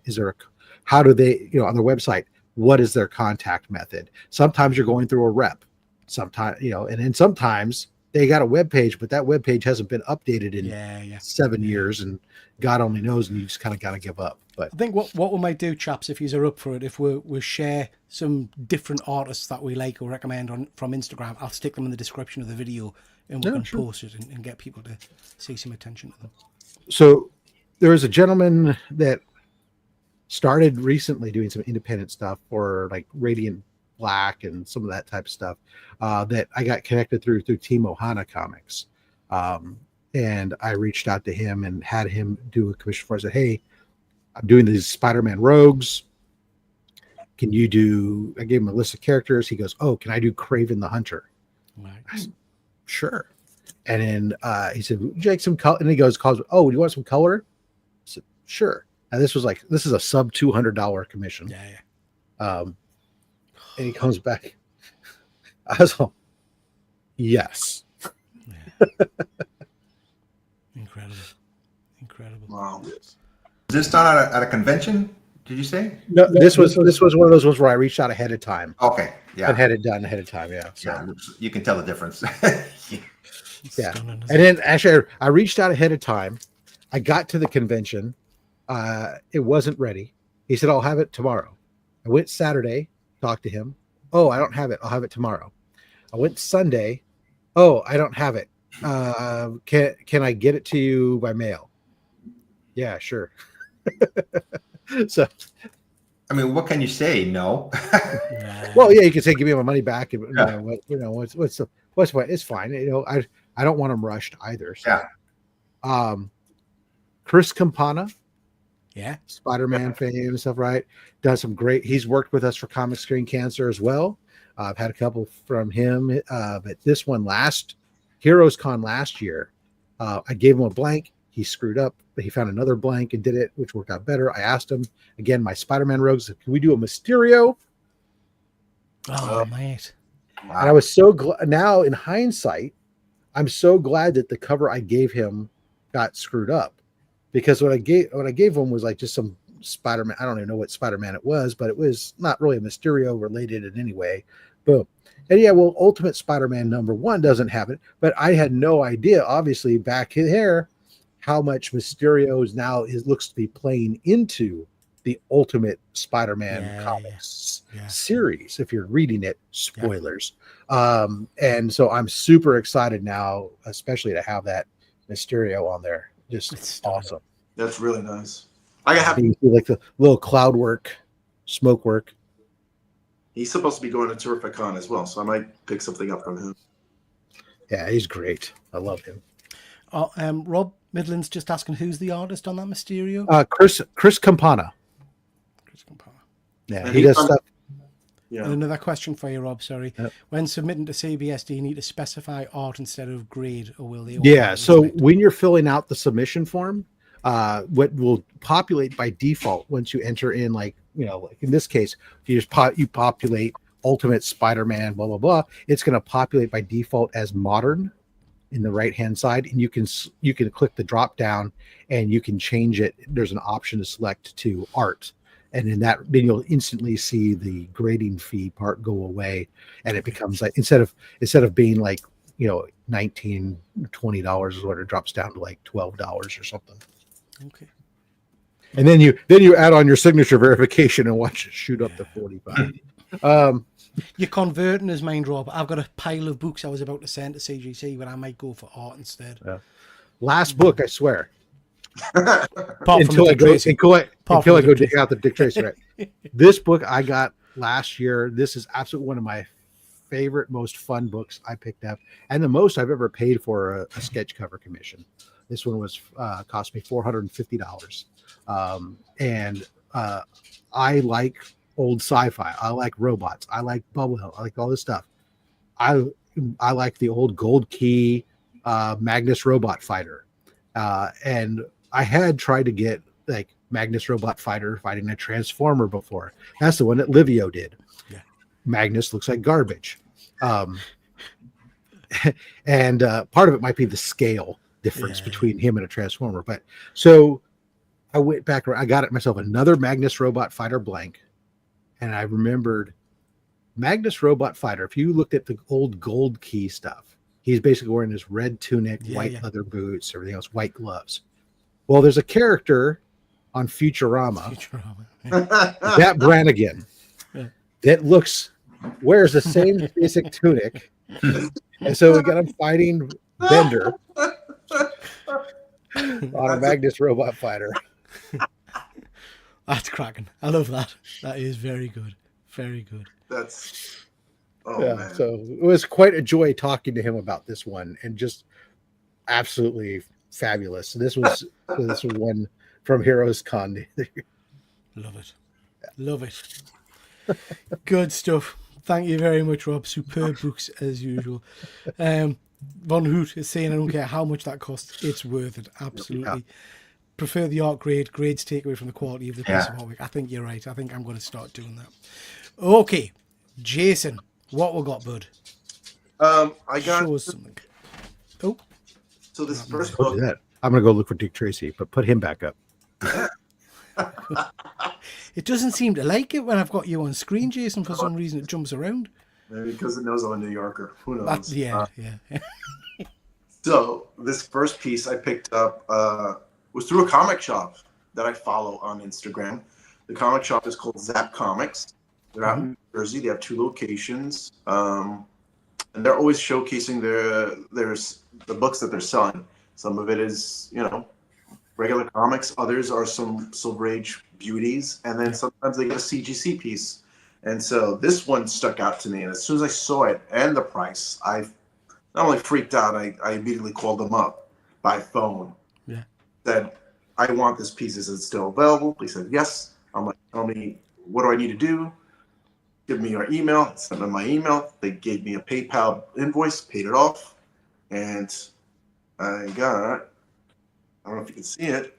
Oh, wow, yeah. Superman. This is Superman, but with a remark by Jim Lee. You can't see it because... yeah, no, we can see it, mate. We can see it. That's incredible. And it's signed by Jim Lee and the creative team. So that would be Sinclair and William. Very jealous. Very, very jealous. That's stunning. And something like this right now through CGC is like, I think, double what I paid for, which was $2. Yeah. I was surprised by the price. I don't know if they realized or not, but as soon as I saw the price and what it was, and this is my first Jim Lee piece. When I get the image back again, I'll right?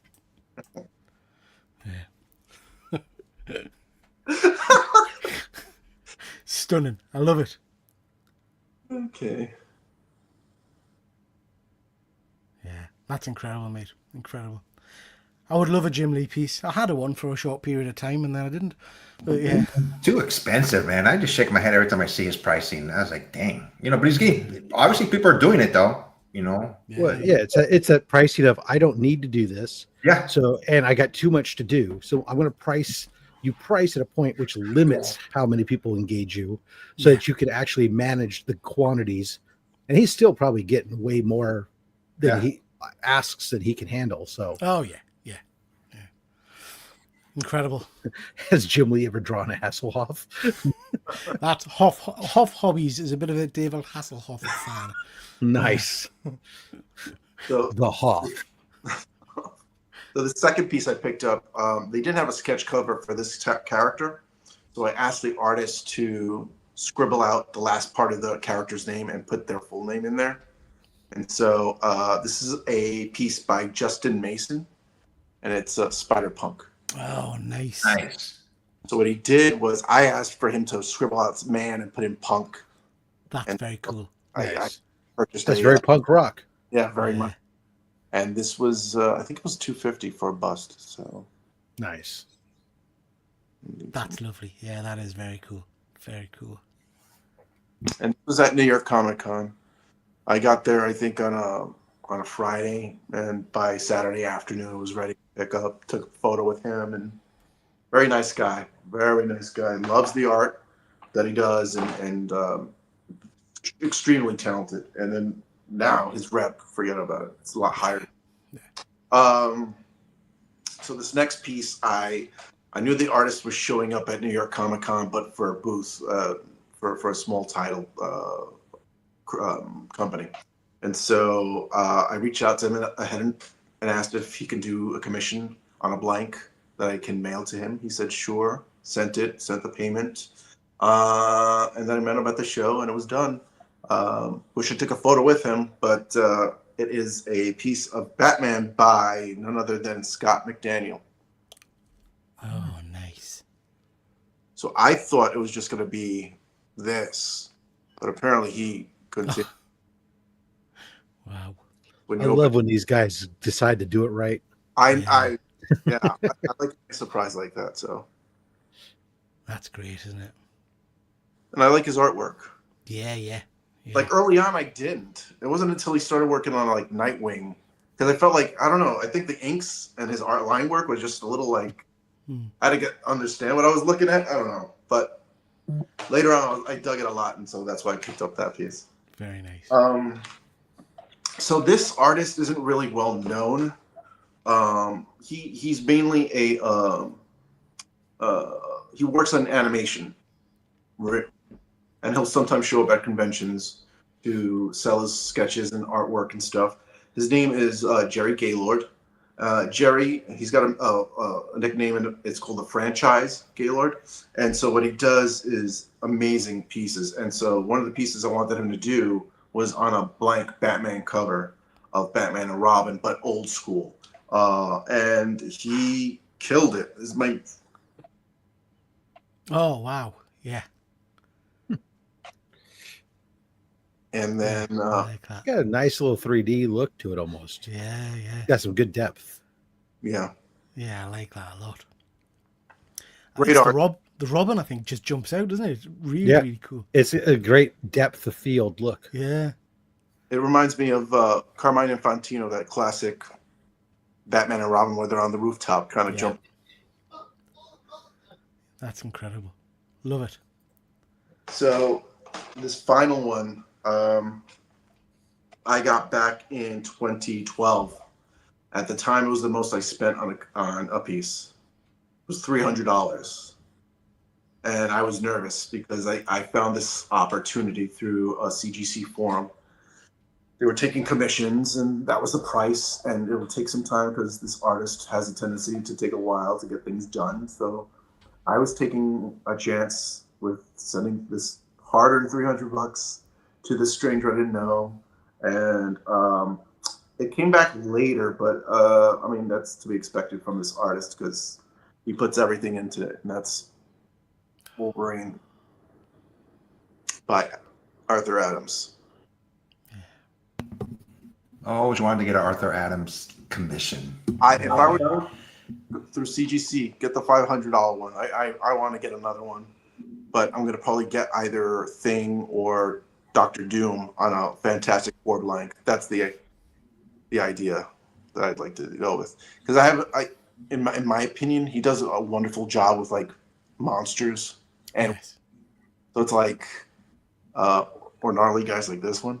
But yeah, I was very happy when this came in. I wasn't expecting it also, and now a piece like this would probably be high four figures, because he does 5 figure. Oh, he does 3. He does a $500 headshot, but it's still good. It's not going to be detailed with the background and stuff. He's just got such a unique style. As soon as you see an image, you know who it is, don't you? From Arms, you know what I mean? Stunning. Absolutely stunning. Lovely. Thank you very much, Jason. Thank you.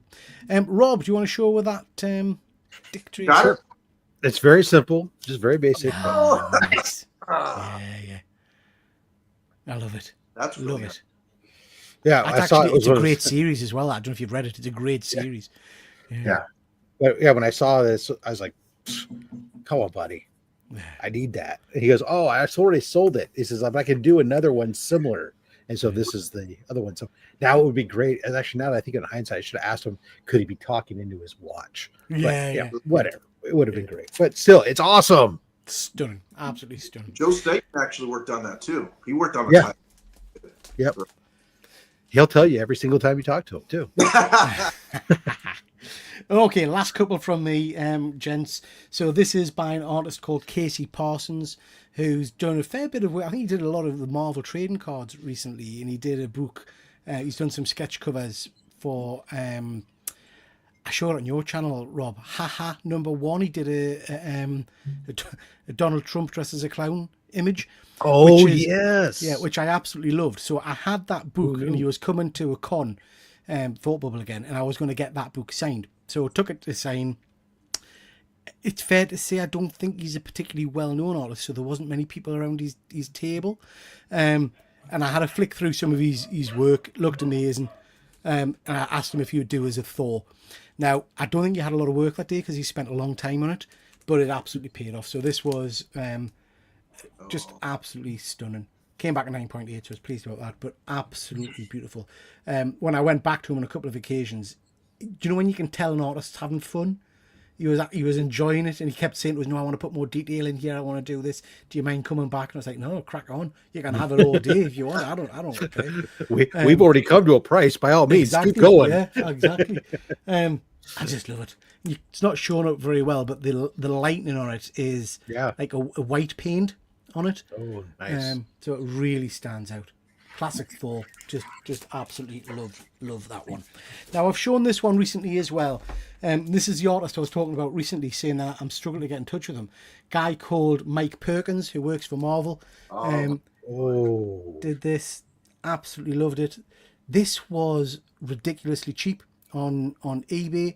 It's a comic shop in the UK that always seems to get incredible sketch covers from a handful of artists. So Mike Perkins seems to sell them a lot of stuff, as does Charlie Adler, who did The Walking Dead. I think the artists are local to the comic shop, and they go in and they just sketch for them. So they seem to have a good relationship with them. Trying to get in touch with Mike has been like pulling teeth, because I want a whole host of monster sketches based on this. Yeah.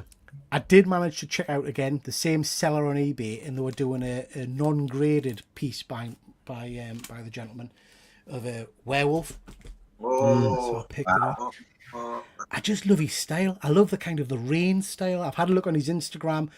A lot of his artwork, regardless of the character, is in this kind of style, this storm kind of look. It takes a lot of effort goes into these. Yeah.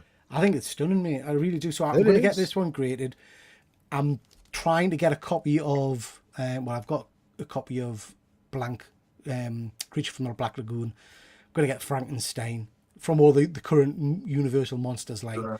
And that's why I'm trying to get in touch with him, because I want him to do as a Frankenstein, Invisible Man, and all that. Yeah, I have a Frankenstein and a Mummy blank right now that I'm waiting for the right artist. Okay. Again, I may have showed this one before. This is again another one from Thought Bubble. This is by Alvaro Bueno, the guy who does Nice House on the Lake. So it's a Venom sketch. I love his kind of monster style. Got this one at Thought Bubble. Really lovely chap. This was quite pricey, but I think it was worth it.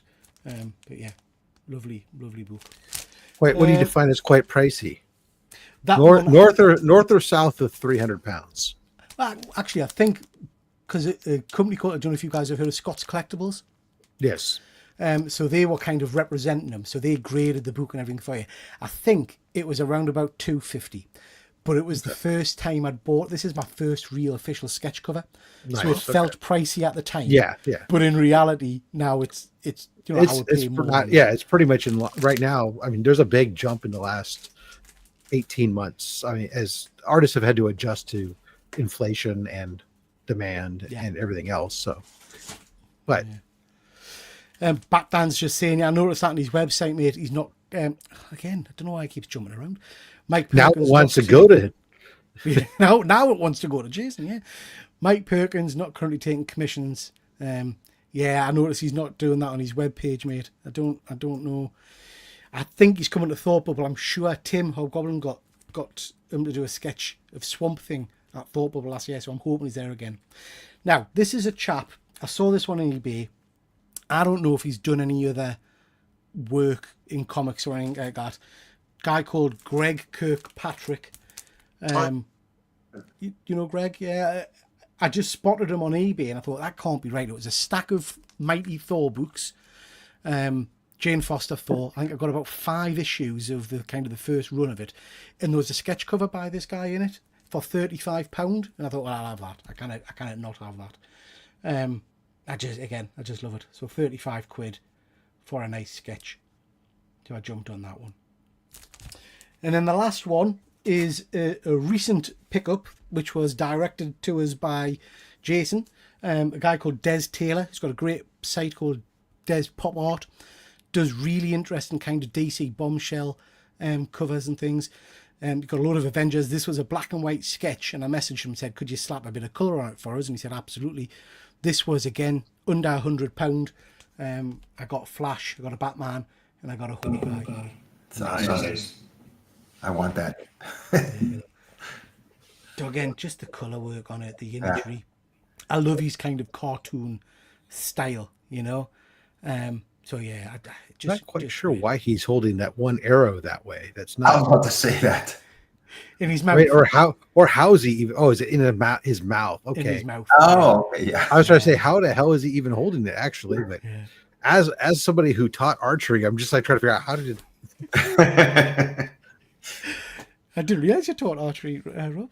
Years ago, yeah. So that's my sketches, guys. Listen, this has been really interesting. We'll have to do this again. That's been great fun. Yeah. Okay, ladies and gents, thank you so much to everybody that's been watching. We've had about 40 people watching, which is great for my little channel. Before we start moving on, just a reminder, hashtag art in the comments, and we will give away some comic books before we go. Von Hoot dropping a £5 gift. Thank you very much. Really do appreciate that, bud. Really do appreciate it.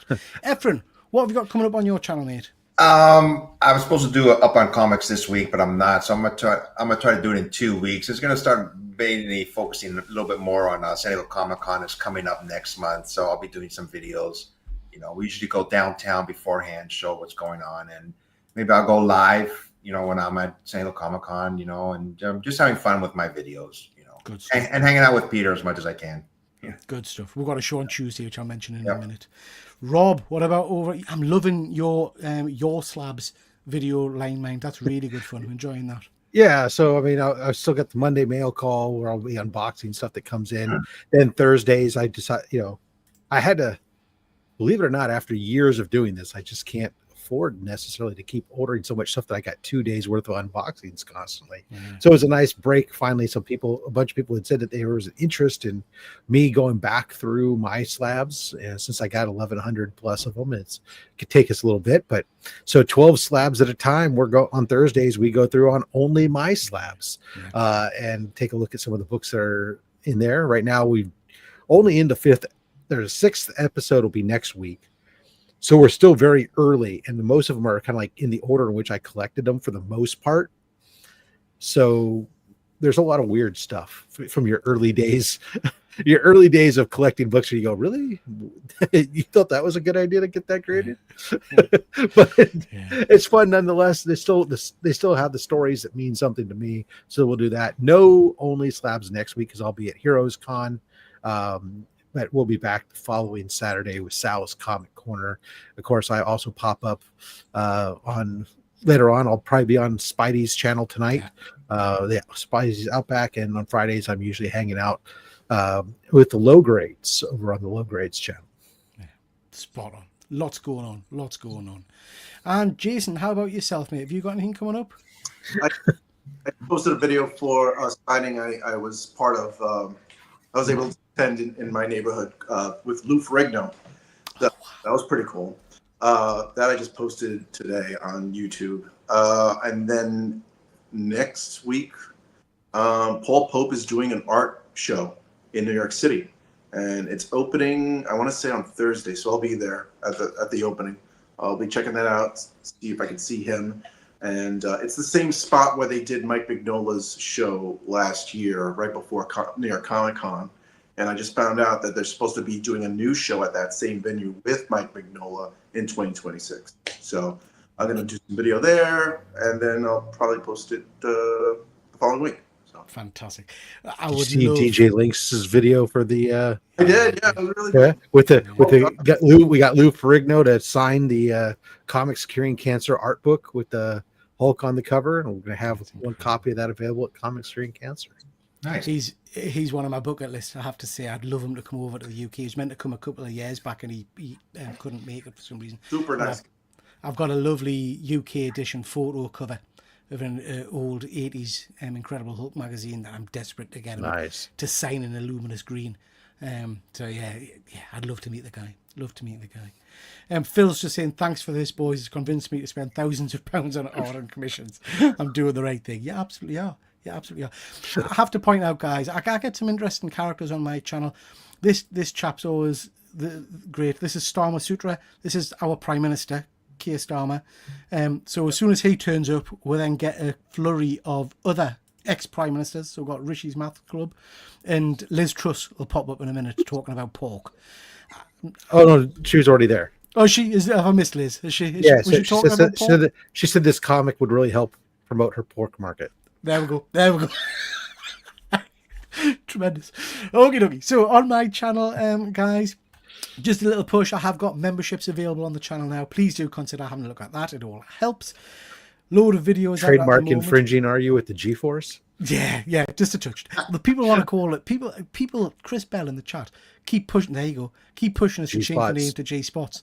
I'm not sure YouTube will let us do that. Few videos out at the moment. My favourite Spider-Man. Maybe the G-Spotters. G-Spot. Yeah. I've got a few reviews. The Killer of Killers Predator. Superb. I know a couple of you guys know. Jason, you've seen the Killer of Killers, haven't you? Yes. Yeah, cracking. Ballerina, John Wick, enjoyed that. And I finally watched Craven. Mm-hmm. Yeah. Tuesday's show is our Year in Geek, and we're looking at 1985. All the comic books, cartoons, movies, and various interesting things that happened in the world of geek in 85. So join me on Tuesday night for that. Right, let's just share this. We've got 24 entries. Good luck, everybody. Let's see who is taking home some comic books tonight. We're shipping internationally, and our winner tonight is... this guy, Lewis Cross. Congratulations, Lewis. Drop us a line on Instagram and we shall send you these books. So, Lewis, you will get 5 comics from the box, but also going to give you this. So we are talking about commissions. So I'm going to give you a commission cover. Let's just make myself big. That's Jason. Loves you tonight, Jason. So this is a sketch by, I mentioned the artist's name earlier. This is, my mind's gone blank. Guy who did Walking Dead. Charlie Adler. Charlie Adler, yeah. Charlie Adler. Funny story about this. I've had a number of sketches from Charlie at Thought Bubble. I went and asked for him to do this, handed him the sketch cover, and he literally looked at us like I was the worst person in the world. And he said, "You're not going to make us draw a friggin' robot, are you?" And I was like, yeah. Yes. Yeah, I was. And he went, well, why the hell would you want a robot? And he basically grumbled for about 10 minutes as he drew Optimus Prime for us. So he wasn't very happy. But nice little sketch cover. So this will go with your books tonight, just as a little thank you for watching. Nice Charlie Adler sketch of Optimus. Because you don't want it anymore because he get grumbled. Because he scared us. He upset us. Yeah. Right, Efren, tell us where you want a book from. Stop. Okay. Rob. There's good. There's good. Can't see. We can't see anything anyway, so it's all. Yeah, I'm just picking anything I want. Jason. He's only got 5 books there, and he's just pulling it. They're all the same ones. Yeah. Right there. Right there. The problem is, you see, it's a long box rather than a short box, so it kills me bloody arm. I'll pick one. I think that's whack. Right. So you have got the sketch cover, as we just mentioned. Teen Titans 21, first appearance of Brother Blood, I think. Yep. Yeah, first appearance of Brother Blood. We just talked about this one. This is a shiny, so don't get too excited. Foil reprint of Secret Wars. First appearance of the black costume. Quite nice. G.I. Joe, Real American Hero, Battle Files. Not sure on that one. And a little bit of a minor key. This is Marvel Comics Presents 72. Start of the Weapon X series. Weapon X story. So there we go. So drop us a line on Instagram and we'll get those books to you within the next few days. Chaps. Peter. Yes. Spin it again. Spin it. Oh, I don't know how to do that. How do I do that? Hang on. Can we spin it again? Pull it up. Yeah, you should be able to. Just tell it to bring it back Oh, there. up. Draw again. Draw again. Hang on. Yeah. That is just... Uh-oh. Uh-oh. Hang on a second, Rob.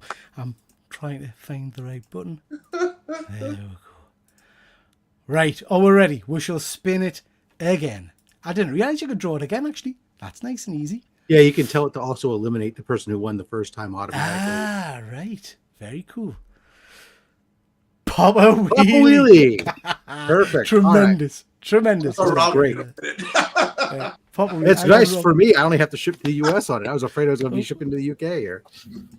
Papa Wheelie, All right. congratulations. Rob. All right, What we got? my friend. Stop. Front, back, or both? Front. Okay. Then you get to do one more then. You're each pulling 2. Okay. Stop. Front and back. Do the back this time. All right. Pete. Dead center. There. Yeah. Front, back, or both? Both. Jason. Stop. Both. Oh, son of a bitch. You son of a bitch. You're not supposed to give away this book on my when it's not on my channel. Shit. Oh my God. I tell you, I was looking forward to Chris having to freaking have a coronary on this one. We've got another giveaway as well, Rob, just whilst you're sorting the books. Oh, Liz Toledo. Trust is giving away a sausage. Thank you very much, Liz. It's appreciated. All right. Well, Papa, congratulations are coming. First up, we have Age of nice. Apocalypse, The Chosen. Yeah, very nice. Very nice. We've got X-Men Classic number 3. The I border love those cover. borders. Love those borders. Right. Nice. We've got Miles Morales, Spider-Man number 1, the current run, issue number 1. This is the 1-in-25 ratio, the first appearance of Raneem. Nice. We've got Rob the Reeking in. He's asking you to just send the books straight to him. This is Batman Zero Year issue 21. This is the first appearance. Oh my God, the name is escaping me of the character who becomes the Signal. Yeah. I forget the name of the character all of a sudden, but it's his first appearance before he becomes the Signal. He's not even named in there. It's his just first appearance. I think he's named later on. We've got Jungle Action 15. Oh, nice. That's a nice. This cover. is I like that. the first appearance of Salamander Cruel.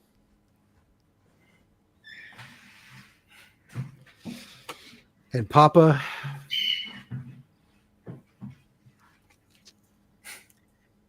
not probably going to like this book, but he should nonetheless.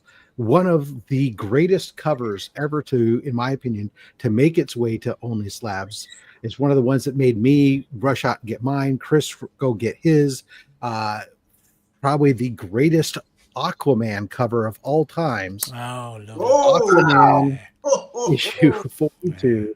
The second appearance of Black Manta, but just the way the trade dress, everything done, classic movie poster style, kind of creature feature almost esque, using the trade dress in the design. Nick Cardy, just flipping insane. Duke Thomas, thank you very much, Sal. Yeah, so there you go. The fact that this came out and that poor Chris didn't get to have a coronary watching it live is sad in its own right. This is the kind of crazy crap I give away on Only Slabs. So if you've never seen my show on Saturday, guess what? I mean, really, this is good for Chris because he doesn't get to see that book go away, does he? So it's better for his health. That he's Maybe. Yeah. I need to get that issue. I like that cover. It is without a doubt, absolutely. It was the very first Aquaman book I ever picked up. It's just so good. Yeah. Stunning book. Lovely. Thank you very much, Rob. Popper, if you get in touch with Rob, you will get those books to you. I have Papa's information. Oh, good stuff. Good stuff. Other winner, apologies, I forgot who it was, but if you drop me a line on Instagram, I'll get those books out to you straight away. Gents, this has been great fun. We've had lots of interaction from the chat. Lots of people watching. We'll have to do it again. We'll have to do it again at some point. I've got plenty more books to show. I'm sure you guys have as well. So yeah, let's plan to do it again in the future. Yeah, send me some of that sausage there, Trust, because I got a big cookout coming up in next month, and I need lots of sausage for the cookout. Yeah, see, this is the quality viewership I get. This is superb. Thank you. I mean, Liz Truss was ex Prime Minister. I presume you know this. She's the lady that the whole world knows, of course. I mean, yeah. And then she emigrated. Well, I think she moved to support your American politics for a while for some reason, didn't she? She seemed to be hanging around with Farage and whatnot for a while. Anyway, good old Liz. Thank you very much. Do appreciate you stopping by. With that, guys, we will call it a night. Thank you so much to everybody that's watched tonight. Really do appreciate it. It's been a lot of fun. Thank you guys for taking part, and we'll catch you all next time. Take care. Bye. The curtains close. It's time to go. We really hope you enjoyed the show. Check out my channel for more geeky fun and hit like, subscribe before you run. All that remains is our thanks to you from Triple G and his YouTube crew. We